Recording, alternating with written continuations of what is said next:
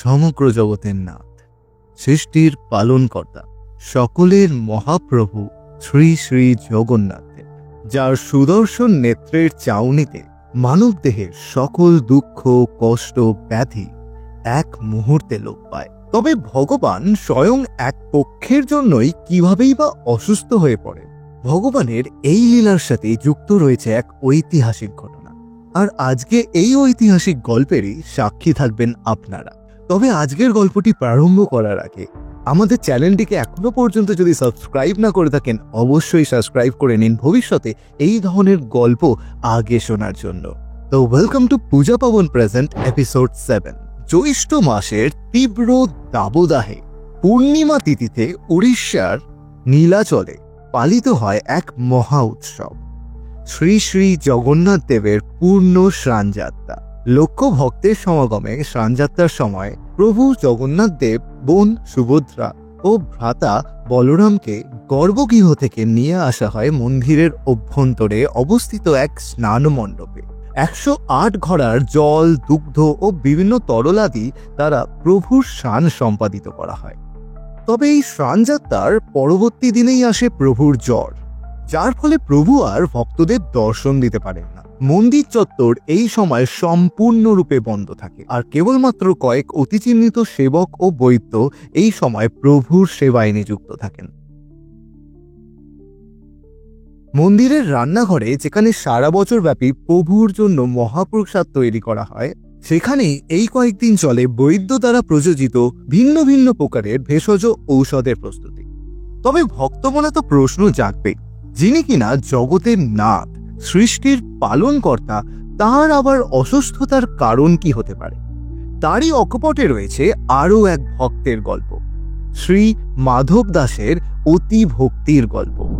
মাধব দাস ছিলেন মহাপ্রভু জগন্নাথ দেবের পরম ভক্তদের মধ্যে অন্যতম।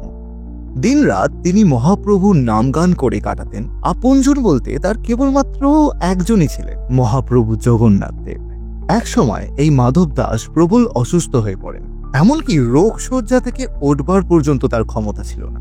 ভক্তের এরূপ করুণ দশায় প্রভু কিভাবেই বা শান্ত থাকতে পারে? তাই স্বয়ং প্রভু মানব বেশে মাধব দাসের সেবার কাজে নিযুক্ত হন। কিন্তু মাধব দাস ছিলেন প্রভুর পরম ভক্ত, তাই প্রভুকে চিনতে তার বিন্দুমাত্র বিলম্ব হয়নি। মাধব দাস প্রভুকে প্রশ্ন করেন, হে নাথ, তুমি আমার সেবায় কেন? আমার এই করুণ রোগাক্রান্ত অপরিষ্কার দেহ কেন এবার তুমি স্পর্শ করছো? আমি রোগ ব্যাধির কষ্ট সহ্য করতে রাজি আছি, কিন্তু তুমি আমার এই অপরিষ্কার দেহ স্পর্শ করছো। সেই কষ্ট আমার কাছে আরো বেদনাদায়ক। তুমি তো জগতের পালনকর্তা, চাইলে নিমেষেই আমার শরীরের সমস্ত রোগ ব্যাধি নিরাময় করে দিতে পারো। তার বদলে তুমি আমার কেন সেবা করছো? মাধব দাস যেহেতু কয়েকদিন ধরে উঠতে পারেনি, তাই তার শরীর মলমূত্র দ্বারা অপরিষ্কার ছিল। তাই প্রভু সেই অপরিষ্কার দেহ স্পর্শ করে সেবা করছে, এটি মাধব দাসের কাছে আরো বেদনাদায়ক হয়ে উঠেছিল। মাধব দাসের এই ক্ষেত্রে বক্তব্য ছিল যে প্রভু তার পরম ভক্তের এই ব্যথা বেদনা যদি সহ্যই না করতে পারেন, তাহলে তো মন্দিরে বসে বসেই নিমেষে তিনি মাধব দাসের সমস্ত রোগ ব্যাধিকে নিরাময় ঘটাতে পারে। তাহলে কেনই বা এই মানব দেহে এসে মাধব দাসের এই মলমূত্র মিশ্রিত দেহকে স্পর্শ করে প্রভু অতি কষ্ট করে তার সেবা করছে? এটি একটি বিরাট প্রশ্ন হয়ে উঠেছিল মাধব দাসের কাছে। এরপরেই মাধব দাসের সামনে জগন্নাথ দেব তার নিজ রূপে আবির্ভূত হন। তিনি মাধব দাসকে বলেন যে, হে মাধব দাস, তুমি সত্যিই আমার পরম ভক্ত, যে আমাকে এক নিমেষেই চিনে ফেলেছ। তবে তোমার সেবা করতে কোনো দ্বিধা নেই আমার। কোনো ভক্তের পরিষ্কার মনই আসলে তার ভক্তির আসল পরিচয়। তার শরীরের যতই অপরিষ্কার থাকুক তাতে কোনো যায় আসে না। কিন্তু মাধব দাসের মন তখনও মানতে চায় না। কোন ভক্তই বা চাইবে যে তার প্রভু স্বয়ং এসে তার এই রূপে তার সেবা করে? সেটি তার ভক্তের কাছে প্রবল কষ্টের কারণ হয়ে ওঠে। তাই মাধব দাস কোনো মতেই তার ভগবানকে সেবার সম্মতি দিতে চাননি। তখন ভগবান মাধব দাসকে বলেন, হে মাধব দাস, তোমার আর 15 দিনের কষ্ট বাকি। আমি চাইলেই তোমার এই রোগ ব্যাধি এক নিমেষেই নিরাময় করতে পারি। তবে তোমার এই কষ্ট কোনো একটা জন্মের ফলের কারণ। তাই আমি যদি এই দুঃখের নিস্তার ঘটিয়ে দিই, তাহলে তোমাকে পুনরায় জন্ম লাভ করতে হবে এই অবশিষ্ট কষ্টটি ভোগ করার জন্য। তখন মাধব দাস ভগবানকে জানান যে আমি এই 15 দিনের কষ্ট সহ্য করতে রাজি আছি, কিন্তু আপনি এই কষ্ট করে আমার সেবা যে করছেন এতে আমি আরো বেদনা পাচ্ছি। শেষমেশ ভগবান মাধব দাসের এই কথা শুনে নীলাচলের শ্রীমন্দিরে ফেরত চলে যান। তার পরবর্তী দিন মাধব দাস সম্পূর্ণরূপে সুস্থ হয়ে গেলেন। পরিষ্কার পরিচ্ছন্ন হয়ে নতুন বেশভূষা পরে তিনি তৎক্ষণাৎ মন্দিরের পথে রওনা হলেন। তবে গিয়ে দেখলেন মন্দিরের কপাট বন্ধ। পূজারী সেবায়েতরা সমস্ত বাইরে বসে আছে। তাদের প্রশ্ন করায় উত্তরে জানতে পারেন যে প্রভু জ্বরাক্রান্ত হয়েছে। বৈদ্য ও প্রধান সেবায়েতরাই শুধুমাত্র প্রভুর চিকিৎসা ও সেবা কর্মে লিপ্ত আছেন। এই শুনে বেদনার সাথে মাধব দাস কান্নায় ভেঙে পড়ে। মাধব দাস কান্নার সাথে সাথে প্রকাশ করেন তার মনের গভীর কথা। হে প্রভু, তোমার কি লীলা! আমাকে বেদনা থেকে নিরাময় করার জন্য আমার ব্যাধি নিজে নিয়ে নিলে। সত্যি প্রভুর কি লীলা না!